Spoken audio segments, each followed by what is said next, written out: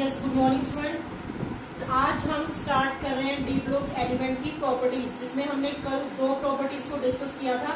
उसके बाद आज हम स्टार्ट करने जा रहे हैं आयोनाइजेशन एंथैल्पी। Ionisation enthalpy. देखो स्टूडेंट, आयोनाइजेशन एंथैल्पी क्या होती है?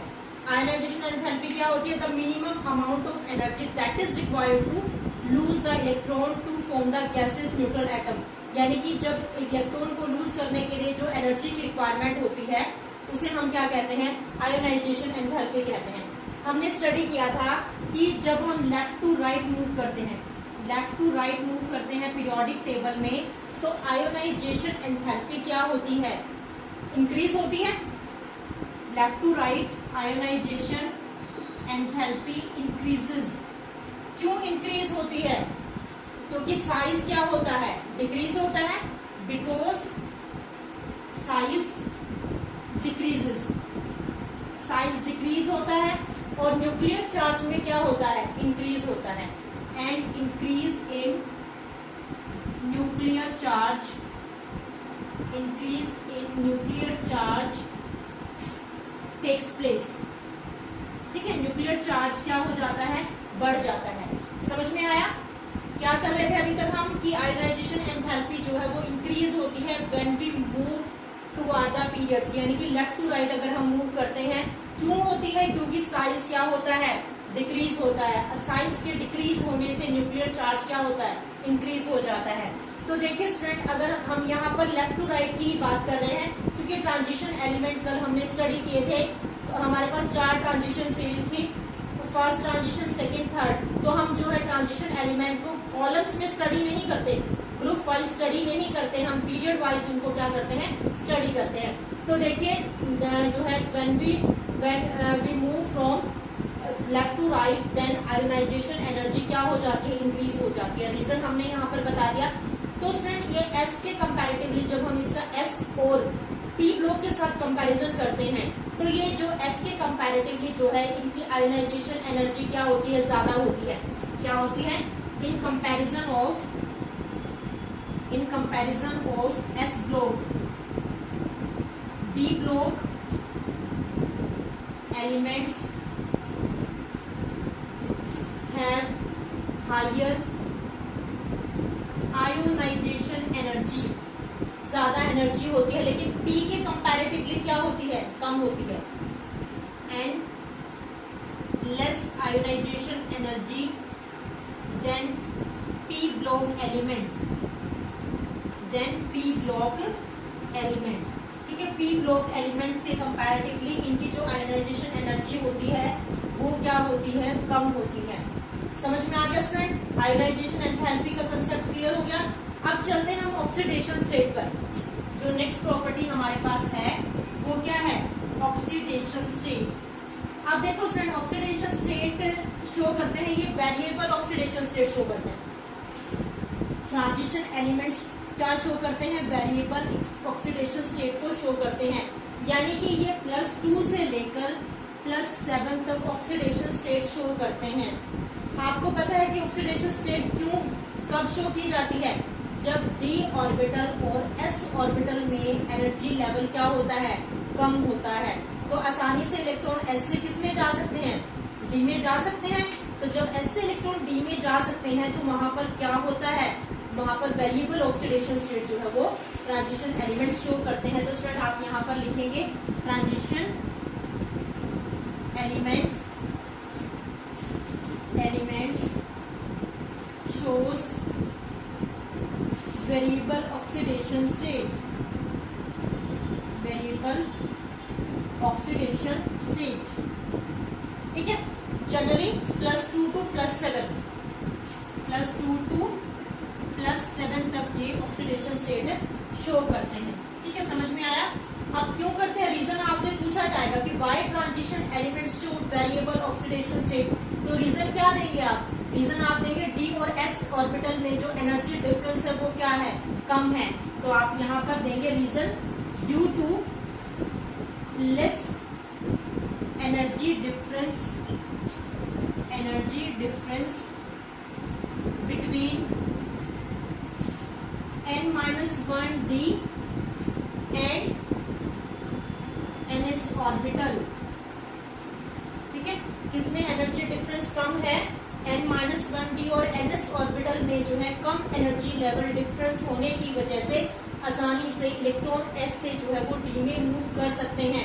और जब s से d में इलेक्ट्रॉन मूव करेंगे तो वहां पर वेरिएबल ऑक्सीडेशन स्टेट जो है शो हो सकती हैं। समझ में आया सबको? रीजन क्या? क्वेश्चन इसी टाइप से अराइज होगा कि by transition element show variable oxidation state. और मैंने आपको पहले भी बताया था कि जो जिंक, कैडमियम, मरकरी है, these are not considered as a transition element. और उसके लिए रीजन भी बताया था, क्योंकि because they are fulfilled orbital. अगर उनके पास फुलफिल्ड ऑर्बिटल है तो they do not show the variable oxidation state, यानी कि उनमें से इलेक्ट्रॉन नहीं जाएंगे। उनमें से जब भी कोई भी एलिमेंट स्टेबल होता है तो वो अपने इलेक्ट्रॉन को जो है, अपनी स्टेबिलिटी को कभी भी ब्रेक नहीं करेगा। ठीक है, तो इस केस में यहाँ पर क्या होंगी कि ट्रांजिशन एलिमेंट जो है बहुत सारी ऑक्सीडेशन स्टेट को क्या करते हैं, शो करते हैं। बता दिया आपको, +2 से +7 तक शो करते हैं। उसके बाद हम नेक्स्ट प्रॉपर्टी को करते हैं। ये स्टूडेंट नेक्स्ट देखिए हमारे पास आती है property complex formation. Complex formation, ठीक है। अब ये क्या करते हैं? कोऑर्डिनेशन कंपाउंड की फॉर्मेशन करते हैं। क्या करते हैं? कोऑर्डिनेशन कंपाउंड्स बनाते हैं। तो you have to write here transition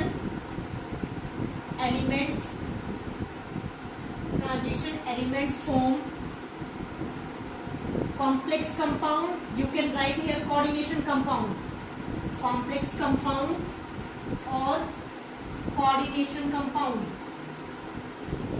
coordination compound की फॉर्मेशन करते हैं।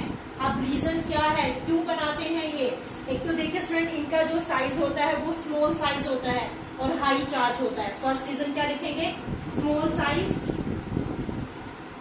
यहां पर लिखेंगे ड्यू टू, फर्स्ट यहां पर लिखेंगे small size and high charge density. High charge density किसके ऊपर होती है? Of ions of transition element, of transition element. समझ में आया स्टूडेंट? क्या होता है? स्मॉल साइज होती है और हाई चार्ज डेंसिटी होती है of ions of transition element. Second जो है, इनके पास presence of vacant d orbital होती है। क्या होती है? इनके पास वेकेंट डी ऑर्बिटल होती है। तो सेकेंड आप लिखेंगे presence of vacant d orbital. ठीक है, क्या होती है इसके पास? वेकेंट डी ऑर्बिटल होती है, जिससे ये क्या कर सकते हैं? आसानी से लॉन पेयर को एक्सेप्ट कर सकते हैं। क्या कर सकते हैं ये? Vacant d orbital and appropriate energy, appropriate energy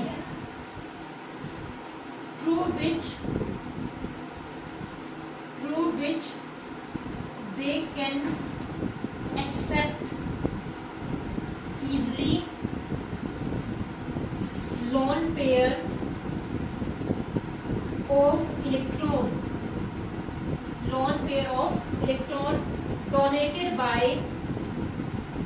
donated by other atom. You can say that ligand. क्या कहते हैं उसको? लिगेंड कहते हैं। समझ में आया? क्या किया? Presence of vacant d orbital and appropriate energy, जिससे वो they can accept easily lone pair of electron. कैसे? जैसे हम निकल की बात करते हैं, निकल टेट्रा कोबाल्ट। तो निकल is the central atom, cobalt क्या है? लिगेंड। अभी इसके साथ क्या बनाएगा? कोऑर्डिनेट बॉन्ड की फॉर्मेशन करेगा। मतलब कि जो कोबाल्ट है वो क्या करेगा? इसको लोन पेयर देगा। तो हमने एरो निकल की साइड लगाया, तो ये इसके लिगेंड हैं। ये क्या है? कार्बोनिल लिगेंड है और निकल क्या है? Central atom. तो ये निकल के पास क्या है? वेकेंट डी ऑर्बिटल है। तो ये आसानी से इनके साथ क्या कर सकता है? पेयरिंग कर सकता है, बॉन्ड्स की फॉर्मेशन कर सकता है। तो ये रीजन होगा अगर आपसे क्वेश्चन पूछा जाए कि why transition element form coordination compound और कॉम्प्लेक्स कंपाउंड, तो आप ये दो रीजन लिखेंगे इसके आंसर में। समझ आया सबको? क्लियर हो गया? उसके बाद हम नेक्स्ट प्रॉपर्टी करते हैं।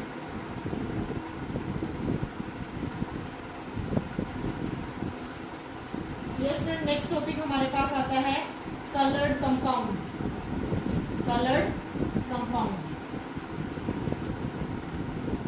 अब देखो ट्रांजिशन एलिमेंट जो है वो कलर्ड कंपाउंड की फॉर्मेशन करते हैं, ठीक है। तो क्या लिखेंगे हम यहाँ पर, transition element forms colour compound. Coloured compound, ठीक है। अब ये कलर्ड कंपाउंड बनाते कैसे हैं, ठीक है। अब देखो डी जो ऑर्बिटल होती है उसमें 5 ऑर्बिटल होती है, ठीक है। क्या होती है, डी में 5 ऑर्बिटल होती है। कौन कौन सी होती है 5 orbital, d x y, d y x, d y z and d x z, d x square minus y square and d z square, ठीक है। तो स्प्लिट ये स्प्लिट हो जाती है 2 पार्ट में, ठीक है। कौन कौन से पार्ट में, d x y, d y z, d z x, और ऊपर चले जाते हैं ये d x square minus y square, d z square, ठीक है। तो ये जो डी ऑर्बिटल है वो 2 पार्ट में डिवाइड हो जाते हैं। इसको हम कहते हैं T2G और इसको हम कहते हैं EG। क्या कहते हैं, T2G। T2G क्या होता है, जो ग्राउंड स्टेट और लेवल होता है, ठीक है। जो ग्राउंड स्टेट में जो ऑर्बिटल लाई करती हैं उन्हें हम T2G कहते हैं, और जो एक्साइटेड स्टेट में जो ऑर्बिटल लाई करती हैं उन्हें हम क्या कहते हैं, EG कहते हैं, ठीक है स्टूडेंट। अब ये कलर कंपाउंड कैसे बनाते हैं, सपोज करो कि किसी एलिमेंट के पास एक इलेक्ट्रॉन है, ठीक है। क्या है, एक इलेक्ट्रॉन है, हमने उसको एनर्जी प्रोवाइड की। क्या किया, एनर्जी प्रोवाइड की। तो अब ये इलेक्ट्रॉन कहां पे मूव किया, अब इस इलेक्ट्रॉन ने कहां पे मूव किया, यहां से वो उधर चला गया, ठीक है। अब देखो स्टूडेंट, फॉर एग्जांपल अगर हम कहीं पर घूमने के लिए जाते हैं, कितने दिन के लिए जाएंगे, 2 डेज, 10 डेज, 1 मंथ, ठीक है। जितना बजट होगा उसी के अकॉर्डिंग जाएंगे। तो इलेक्ट्रॉन का भी ऐसा ही होता है कि जितनी उसके पास एनर्जी होती है उतने टाइम तक वो वहां रहता है, ठीक है। उसके बाद वो अपनी स्टेट में वापस आता है, और जब वो अपनी स्टेट में वापस आता है तो यानी कि जब ये यहां से नीचे आएगा तो उस टाइम पर ये क्या करेगा, एनर्जी को एमिट करेगा। क्या करेगा, एनर्जी को एमिट करेगा, और वो एनर्जी जो है विजिबल रीजन में जाएगी। एनर्जी क्या करेगा, एमिट करेगा, और वो एनर्जी कहां पर जाएगी, विजिबल रीजन में जाएगी। तो विजिबल रीजन में जब जाएगी तो वहां पर कलर का स्पेक्ट्रम जो है वो दिखाई देगा। समझ में आया स्टूडेंट, क्लियर हुआ। तो जो ट्रांजिशन एलिमेंट है उनके पास अनपेयर्ड इलेक्ट्रॉन होते हैं, तो अनपेयर्ड इलेक्ट्रॉन को जब हम एनर्जी प्रोवाइड करते हैं तो ये इलेक्ट्रॉन यहाँ से आसानी से ग्राउंड स्टेट से एक्साइटेड स्टेट में चले जाते हैं, ठीक है। जैसे आपने इसको एनर्जी दी, HU हम यहाँ पर किसको कहते हैं, एनर्जी को कहते हैं। एनर्जी दी तो वो एक्साइटेड स्टेट में चले गए, लेकिन जब वो एक्साइटेड स्टेट से वापिस आएंगे, ठीक है, तो उस टाइम पर वो क्या करेंगे, एनर्जी एमिट करेंगे, और वो एनर्जी कहाँ पर जाएगी स्टूडेंट, विजिबल रीजन में जाएगी, और विजिबल रीजन में जो है कलर का स्पेक्ट्रम जो है वो दिखाई देगा। और इसलिए जो है कोई भी एलिमेंट अगर आपसे कुछ भी यहाँ पर पूछा जाता है तो सबसे पहले आप उसकी कॉन्फ़िगरेशन लिखेंगे। कॉन्फ़िगरेशन लिखने के बाद जो है आप यहाँ पर क्या करेंगे, मैं क्वेश्चन जो है बताती हूँ आपको कि अगर आपसे इस टाइप से क्वेश्चन पुट अप किया जाए तो उसमें आप जो है किस टाइप से बता सकते हैं कि कौन से एलिमेंट जो है वो कलर कंपाउंड की फॉर्मेशन करते हैं। तो वेट करो स्टूडेंट। अब सपोज करो स्टूडेंट हमारे पास जो है क्वेश्चन है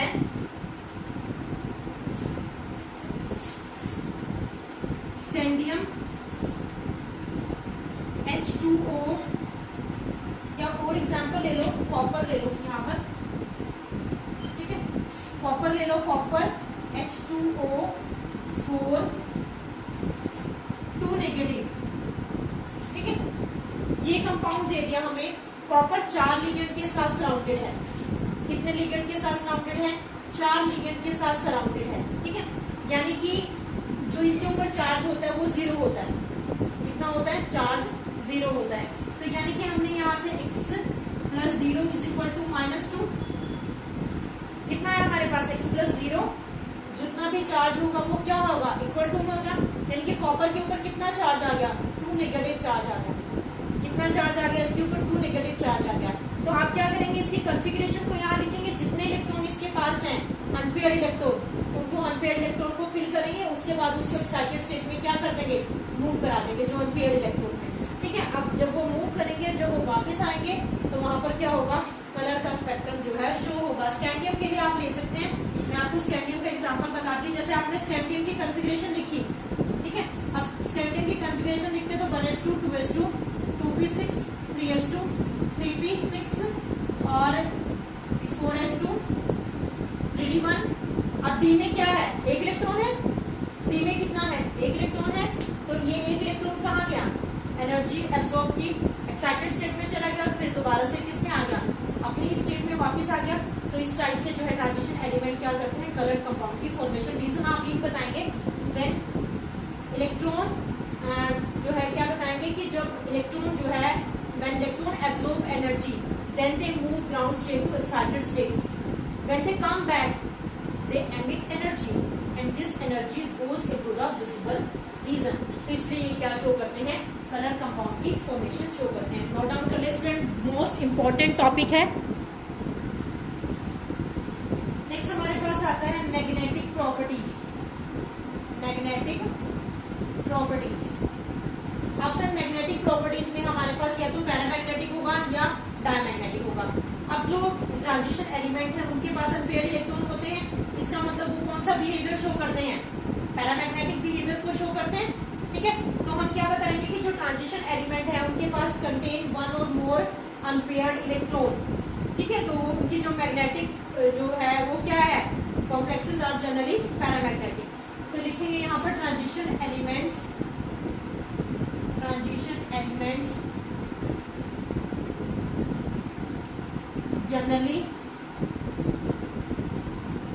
contains one or more unpaired electron, one or more unpaired electron। जो ट्रांजिशन एलिमेंट्स हैं उसमें क्या है, एक या एक से ज्यादा अनपेयर्ड इलेक्ट्रॉन जो है उनके पास हैं। ठीक है, तो वो कौन सा बिहेवियर शो करेंगे, then they show paramagnetic behaviour. क्या शो करेंगे, पैरामैग्नेटिक बिहेवियर जो है वो शो करेंगे। कौन शो करेंगे, ट्रांजिशन एलिमेंट्स। ठीक है, ट्रांजिशन एलिमेंट किसको शो करेंगे, पैरामैग्नेटिक बिहेवियर को। तो स्टूडेंट मैग्नेटिक जो मूवमेंट है वो कैलकुलेट की जा सकती है। मैग्नेटिक मूवमेंट को डिनोट किया जाता है यू से। ठीक है, किससे डिनोट करते हैं, मैग्नेटिक मूवमेंट को यू से डिनोट करते हैं। इसको कैलकुलेट करने का फॉर्मूला हमारे पास होता है Nm+2 और ये बोहर मैग्नेटन, ये इसके यूनिट है। क्या बोलते हैं इसको, बोहर मैग्नेटन। N का मतलब क्या है, नंबर ऑफ अनपेयर्ड इलेक्ट्रॉन। क्या है, N का मतलब क्या है, नंबर ऑफ अनपेयर्ड इलेक्ट्रॉन। समझ में आया, क्या होते हैं ट्रांजिशन एलिमेंट, वन और मोर अनपेयर्ड इलेक्ट्रॉन होते हैं, तो they show the paramagnetic behaviour. तो यहाँ पर जो मैग्नेटिक मूवमेंट है it can be calculated, U is equal to N × N+2। ठीक है, समझ में आ स्टूडेंट। तो ये जो है हमारे पास इसकी जो मैग्नेटिक प्रॉपर्टीज है, समझ में आया, यहाँ तक नोट डाउन कर लें। उसके बाद हम नेक्स्ट प्रॉपर्टी जो है वो करते हैं। ये स्टूडेंट नेक्स्ट प्रॉपर्टी आती है कैटालिटिक प्रॉपर्टीज। कैटालिटिक प्रॉपर्टीज, देखिए स्टूडेंट, ये जो है ट्रांजिशन एलिमेंट जो है वो बहुत अच्छे कैटालिस्ट है। ठीक है, मतलब कि transition element generally use as a catalyst. Transition elements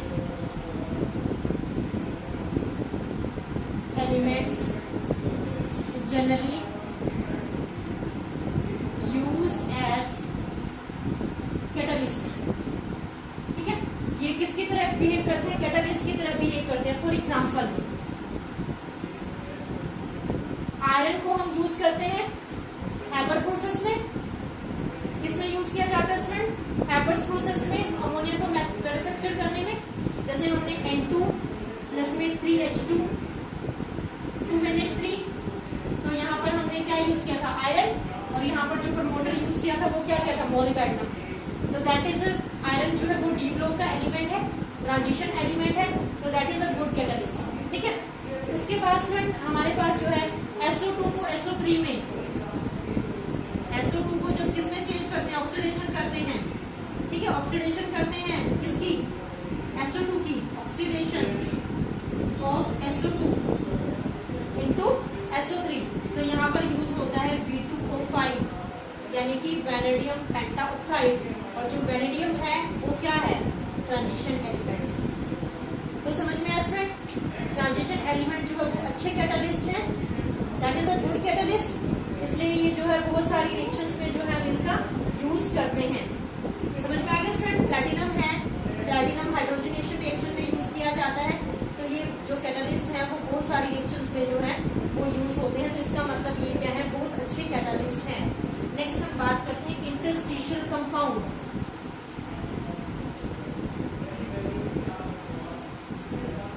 next property है student interstitial compound. Interstitial compound, interstitial compound क्या होते हैं, देखो स्टूडेंट, जैसे ये कोई भी मेटल है, ठीक है, ये इसका लैटिस है, ये किसी भी जो है मेटल का स्ट्रक्चर है। अब जो है और यानी कि कार्बन, हाइड्रोजन और नाइट्रोजन जिनका साइज क्या होता है, स्मॉल होता है, वो इनके बीच में जो है ऑक्यूपाई हो जाते हैं, यानी कि जो स्पेस है यहाँ पर, सपोज करो हाइड्रोजन यहाँ पर अपना स्पेस ऑक्यूपाई कर लेता है, नाइट्रोजन है, कार्बन है, मतलब कि स्मॉल साइज के एटम जो है वो जो यहाँ पर मेटल्स हैं उनके इंटरस्टिशियल स्टेट को क्या कर लेते हैं, ऑक्यूपाई कर लेते हैं। क्यों, क्योंकि इनका साइज तो जो है क्या होता है, जो हाइड्रोजन, नाइट्रोजन और कार्बन है इनका साइज क्या होता है, स्मॉल होता है, इसलिए जो ट्रांजिशन एलिमेंट्स हैं वो क्या बनाते हैं, इंटरस्टिशियल कंपाउंड्स की फॉर्मेशन करते हैं। समझ में आया स्टूडेंट, क्या बनाते हैं, ये इंटरस्टिशियल कंपाउंड की फॉर्मेशन करते हैं। ठीक है, तो लिखिए transition elements forms interstitial compound, interstitial compounds, small size atom, nitrogen, hydrogen and carbon can easily occupy the space in the crystal lattice of transition element, transition elements, इसको note down कर ले student. और एक और चीज students, जैसे for example हम यहाँ पर बात कर सकते हैं, जैसे स्टील और कास्ट आयरन होता है, क्या होता है, स्टील एंड कास्ट आयरन।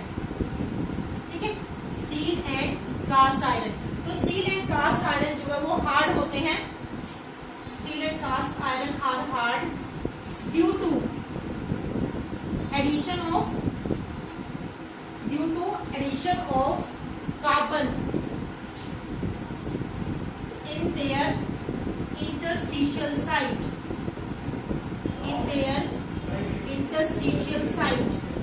समझ में आया स्टूडेंट, यानी कि स्टील और कास्ट आयरन के बीच में जो है कार्बन जो है वो क्या कर देता है, अपना स्पेस ऑक्यूपाई कर लेता है।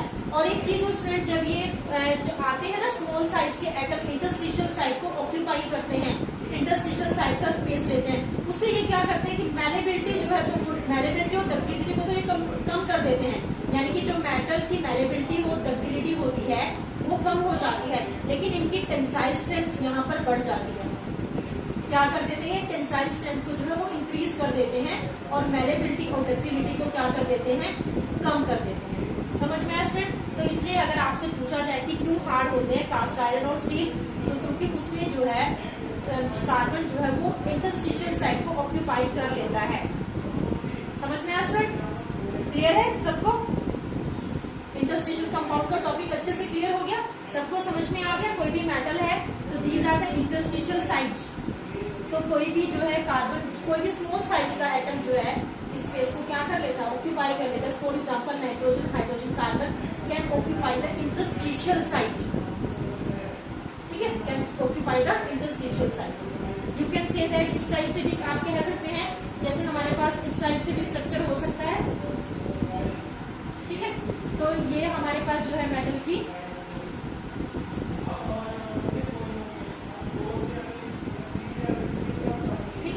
These are the interstitial site। ये क्या होती है? इंटरस्टिशियल साइट होती हैं। समझ में आ गया स्टूडेंट? तो यहाँ आसानी से जो है कोई भी मेटल इनको क्या कर लेगा, ऑक्यूपाई कर लेगा।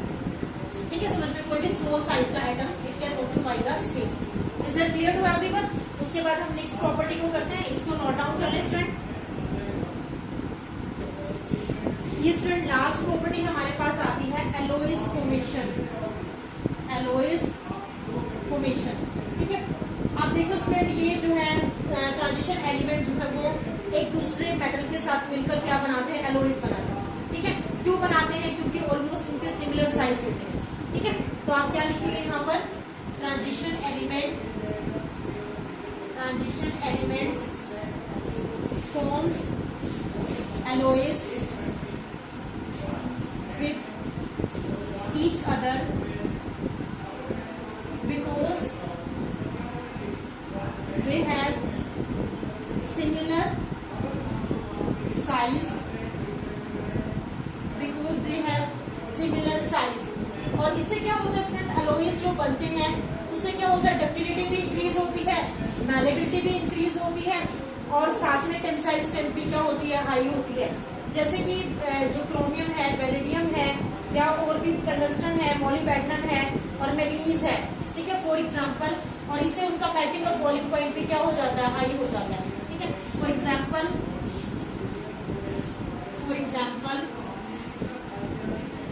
Scandium, you can write here chromium, vanadium, molybdenum, tungsten. ठीक है, मॉलिब्डेनम, टंगस्टन और जो है and manganese.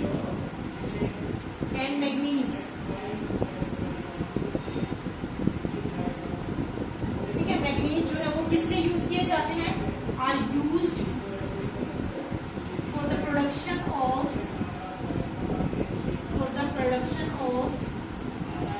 Variety of stainless